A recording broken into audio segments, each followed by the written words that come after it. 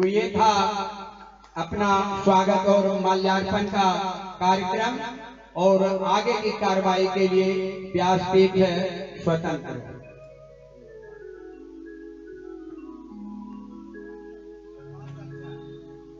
श्री गुरु चरण सरोज रज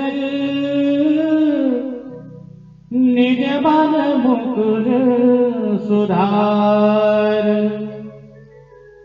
बरनो रघुबर विमल जसु जो दायक फलचार बुद्धिहीन तनु जानिके सुमिरौ पवन कुमार बल बुद्धि विद्या देहु मोहि हरहु कलेश विकार। जय हनुमान ज्ञान गुण सागर जय कपीश तिहु लोक उजागर रामदूत विक्रम बजरंगी रामदूत अतुलित बल धामा अंजनी पुत्र पवन सुत नामा महावीर विक्रम बजरंगी सुमति निवार सुमति के कंचन बरन विराज सुबेशा कानन कुंडल कुंचित हाथ ध्वजा विराज कांधे मूज जनेऊ शंकर सुवन केसरी नंदन तेज प्रताप महाजगवंदन विद्यावान गुणी अति चातुर राम काज करिबे को आतुर प्रभु चरित्र सुनिबे को रसिया राम लखन सीता बसिया सूक्ष्म रूप धरि सियहि दिखावा विकट रूप धरि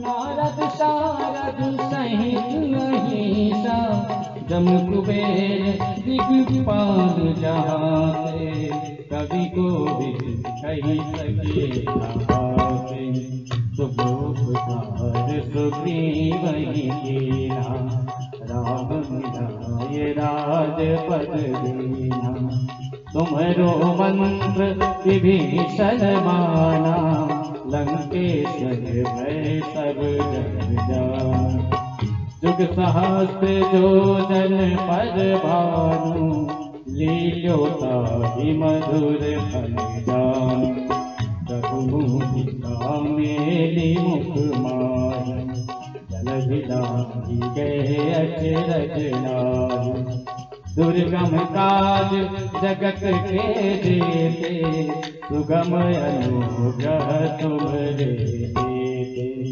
राम तुम्हारे तुम रखवारे होत नया क्या बिनु पैसारे सब सुख लाए तुम्हारी सरना तुम रख काहू को डरना आपन तेज समारो आपे तीनों लोग हाकते आए भूत पिशाच निकट नहीं आए महावीर जग नाम सुना नाशय रोग हरै सब पीरा, जपत निरंतर हनुमत बीरा।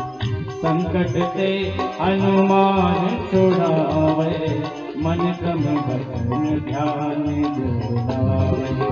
सब पर राम तपस्वी राजा, इनके काज सकल तुम पावे। और मनोरथ जो कोई जावे, सोई अमित जीवन फल पावे। चारों जुग परताप तुम्हारा, है पर सिद्ध जगत उजियारा।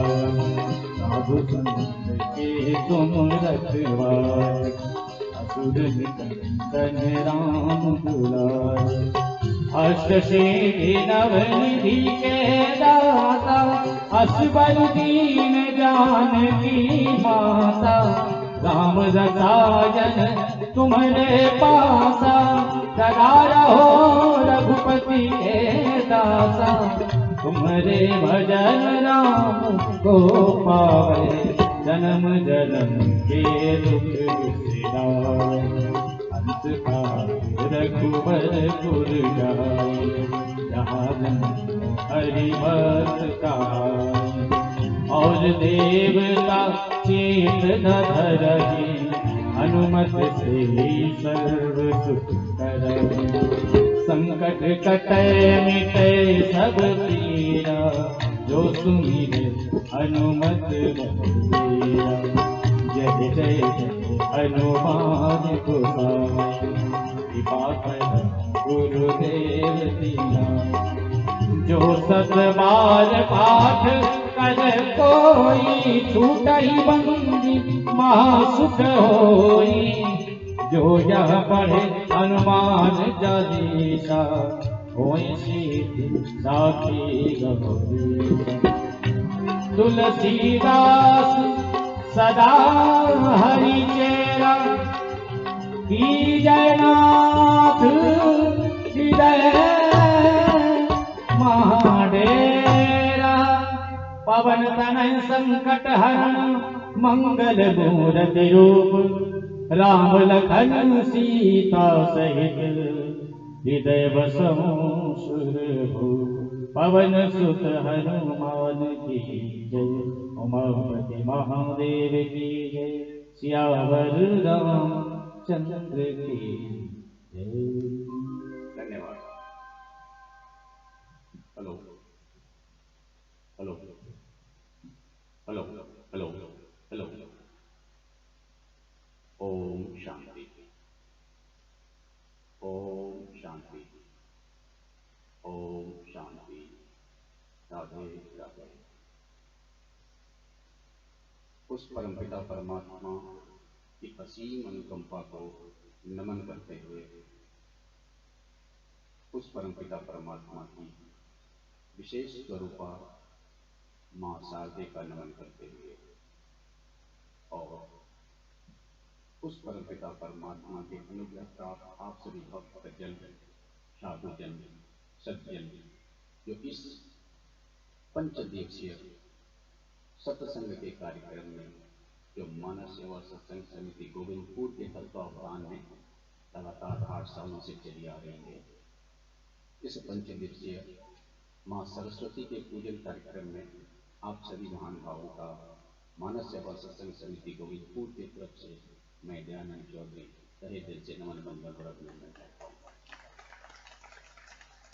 इस सत्र का आज तीसरा दिन है, और जो विषय वस्तु है, पिछले 2 दिन तक जो हमने विषय वस्तु लेके चला हूँ, और अगला 3 दिन तक आज को मिला करके चलूंगा, वो है इस देह यात्रा को कैसे सफल बनाएं, इस जीवन यात्रा को कैसे सफल बनाएं, कैसे शांति को प्राप्त करें।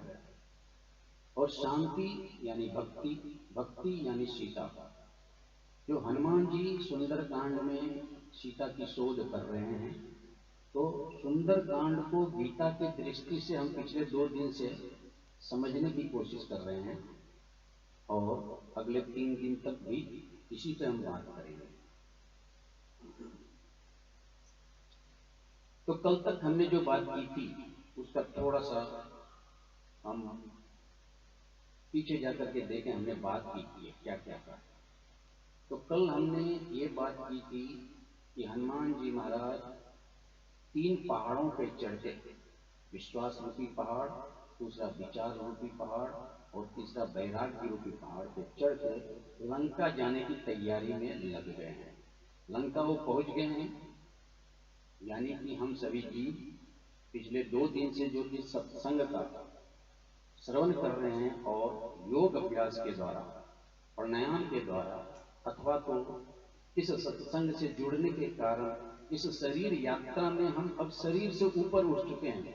क्योंकि हमने पहला दिन ही बात किया था, ये शरीर 3 चीजों से बना है, एक शरीर, दूसरा मन, तीसरी आत्मा। हम शरीर में उलझ के अपना जिंदगी गुजार देते हैं, लेकिन मन जो पुल है वो हमें आत्मा तक पहुंचने नहीं देता है। मन खुराफाती है, मन विग्रह है, मन चंचल है, मन दुराशद है।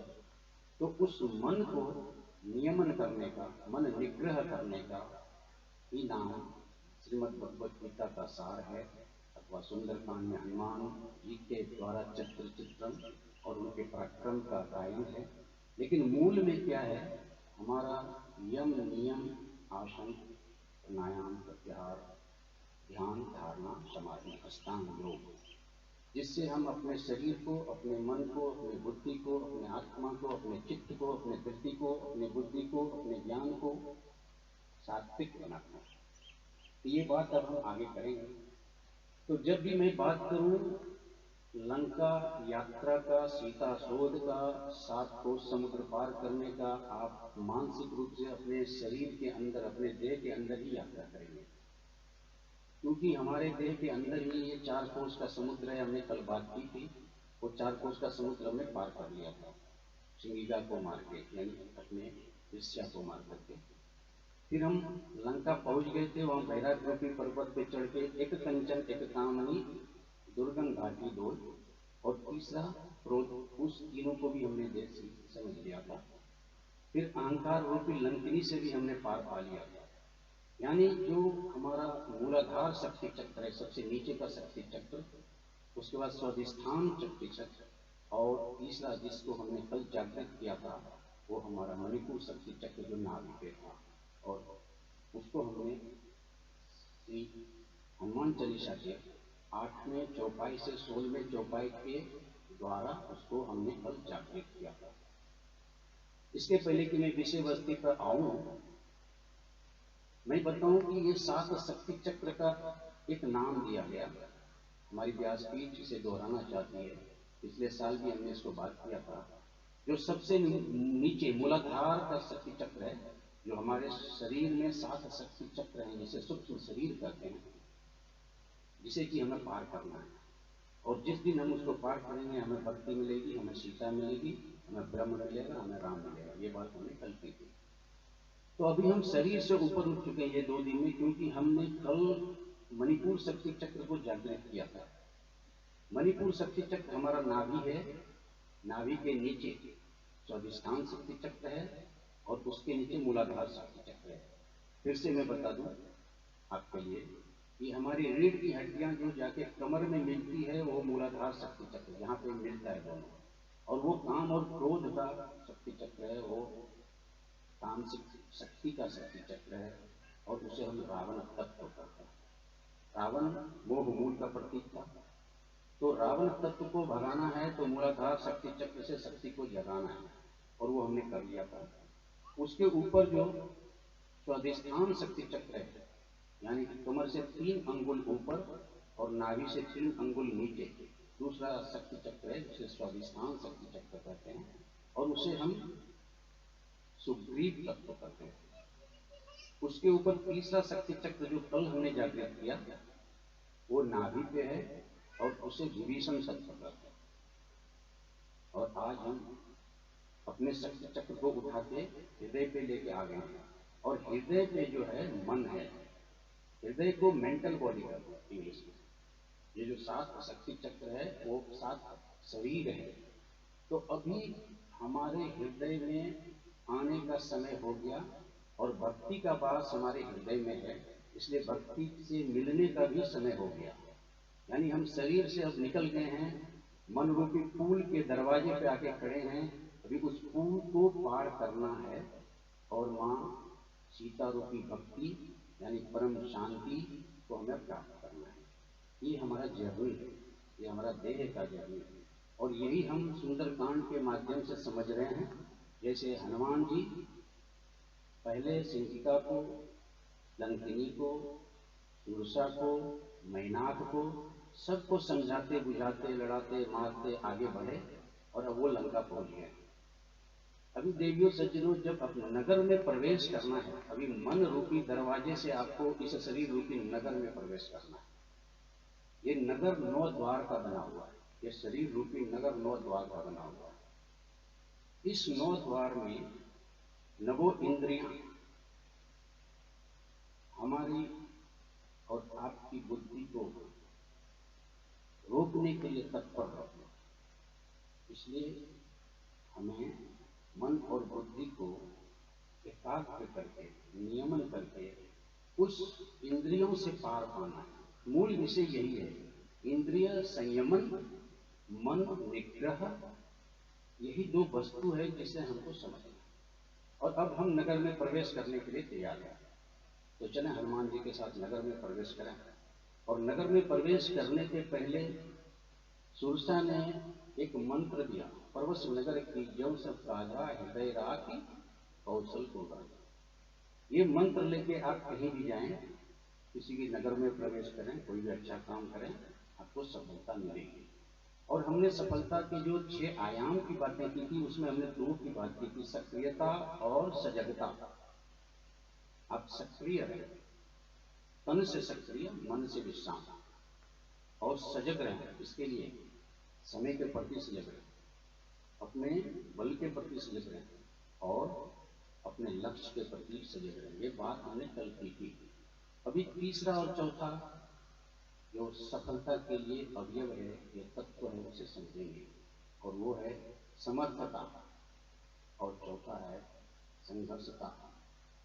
और मैं पहले लूंगा जो समर्पण और समर्थता, ये 2 को। चलें हनुमान जी के माध्यम से हम लंका में प्रवेश करें, यानी कि हम सभी आत्म तत्व रूपी हनुमत तत्व को लेकर के अपने मन रूपी दरवाजे पे आगे बढ़ें। क्योंकि ये शरीर 9 इंद्रियों वाला नगर है, इस नगर का स्वामी मन है, इसके सैनिक इंद्रिय हैं। तो हम जब सीता रूपी भक्ति को खोजने जा रहे हैं, जो हृदय में रावण रूपी मोह के द्वारा बंदी बनाया गया है, तो हमें उस नगर में प्रवेश तो करना पड़ेगा। जैसे हनुमान जी ने प्रवेश किया, मंदिर मंदिर प्रतिगर सोदा, देखो जहाँ तहाँ अनगित योद्धा। उन्होंने भी वहाँ पे बहुत सारे अनगित योद्धा को देखा। और आप जब अपने शरीर में अंदर प्रवेश करें, आपके अंदर भी अनगित योद्धा है, काम है, क्रोध है, लोभ है, मोह है, ये सारे योद्धा भक्ति से आपको दूर करने के हर संभव प्रयास करेंगे। और आपको यही करना है कि इस काम क्रोध जो हमारी जिंदगी में आता है, ईर्ष्या जो हमारी जिंदगी में आता है, क्रोध जो हमारी जिंदगी में आता है, इसे कैसे परास्त करें ताकि आपको परम शांति, जिसे भक्ति कहते हैं, जिसे सीता कहते हैं, सीता तत्व कहते हैं, वो मिले। तो इस मन में भक्ति है, मन हृदय में है, उसे मेंटल बॉडी कहते हैं। तो आज हम हृदय की यात्रा करेंगे हनुमान जी के साथ, हनुमत तत्व के साथ। अभी हनुमान जी जब गए तो गए दशानन मंदिर माही, अति विचित्र कही जात सो नाही, शयन किए देखा कपित ही, मंदिर महोन नीति गई। अभी हम माँ सीता को खोज रहे हैं, भक्ति को खोज रहे हैं, लेकिन मन के अंदर में कितने इंद्रिय रूपी राक्षस रजनीचर हैं, रावण वहां पे है कि हमें मिल नहीं रहा है। जैसे हनुमान जी को सीता नहीं मिल रही। हनुमान जी ने क्या देखा कि रावण सोया हुआ है। हनुमान जी पूरे उसके सैन्य कक्ष में घूम गए, लेकिन रावण जगा नहीं। यानी जो हमारे और आपके बीच में रावण तत्व है, वो संत और ज्ञान के आने से भी जगता नहीं, वो सोया ही रहता है।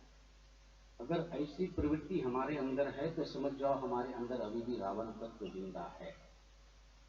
तो जब ज्ञान आता है तो हमें अज्ञान से छुटकारा मिलता है, हमारी नींद खुलती है।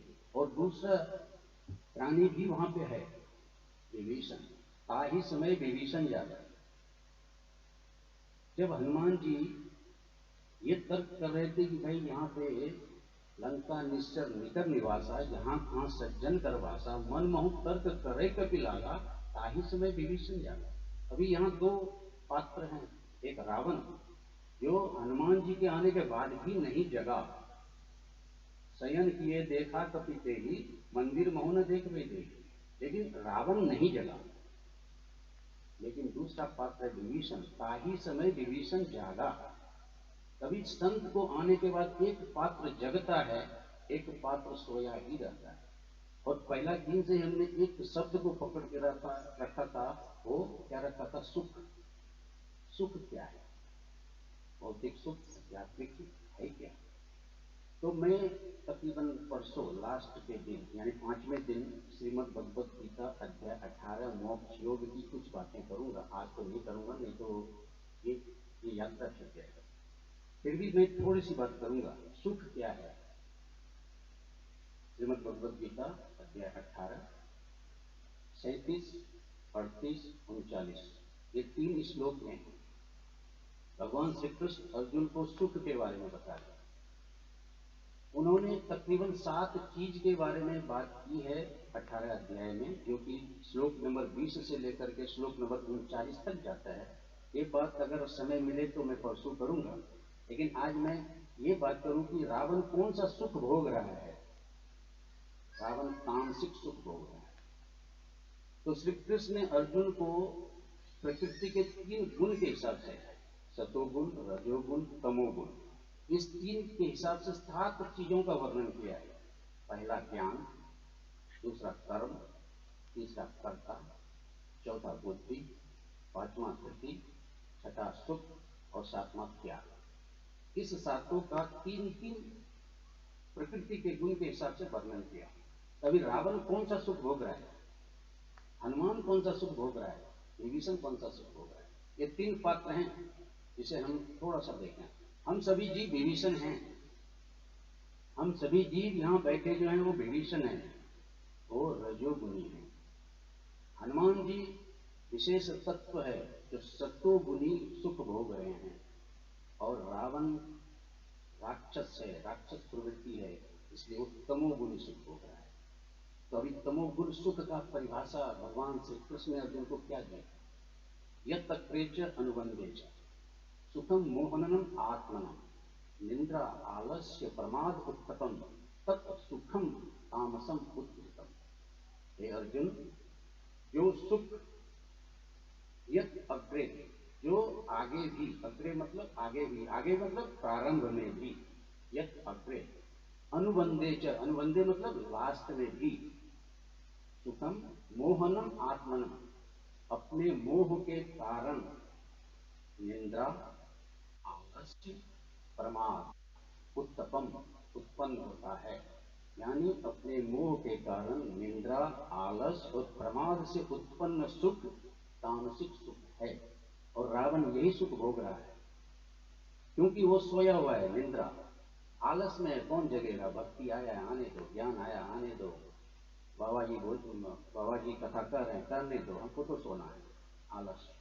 प्रमाद, हम बहुत बलशाली हैं, हम बहुत पैसा वाले हैं, हम बहुत पोजीशन वाले हैं, हमको क्या करने का ज्ञान से? प्रमाद। इस तीनों से उत्पन्न जो सुख है वो तामसिक सुख है, और रावण के पास यही सुख है, क्योंकि हनुमान उसके जीवन में आया, लेकिन रावण उठा नहीं, रावण सोया ही रह गया।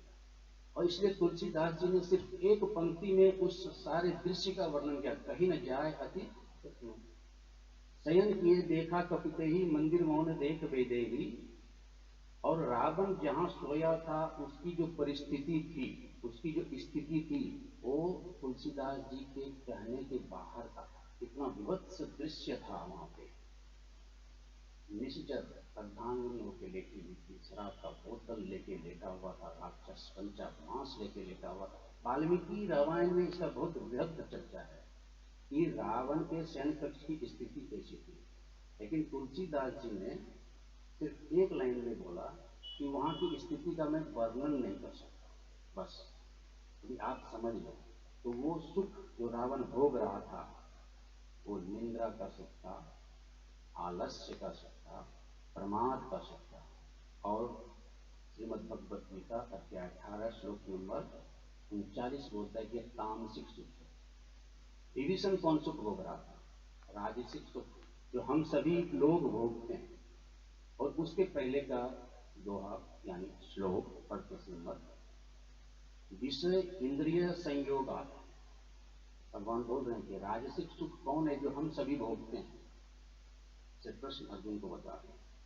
हम पीछे से आगे आ रहे हैं, आगे से पीछे नहीं जा रहे। पहले तामसिक बताया, हालांकि है पहले सात्विक सुख का वर्णन 37 नंबर, फिर 38, फिर 39 में पीछे से आ रहा। पहले तामसिक बताया, अभी राजसिक जो हम लोग सब करते हैं। हम लोग क्या करते हैं? विषय इंद्रिय संयोगा यत् अग्रे अमृतम उपमम परिणामे विषम एव तत् सुखम राजसम दायकम। हे अर्जुन, जो इंद्रिय और विषय के संयोग से उत्पन्न होता है जो सुख, फिर से ध्यान दीजिएगा, जो इंद्रिय और इंद्रिय के विषय के संयोग से, मेल से उत्पन्न जो सुख होता है, जो शुरू में अमृत के समान लगता है।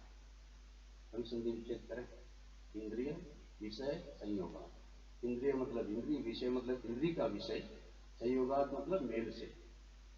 यत् अग्रे, जो प्रारंभ में, अग्रे मतलब होता है प्रारंभ में, अमृत उपमम मतलब के समान, यानी जो सुख इंद्रिय और विषय के संयोग से शुरू में आपको अमृत के समान लगता है, परिणामे विषम एव, लेकिन अंत में वही सुख विष बन जाता है आपके लिए।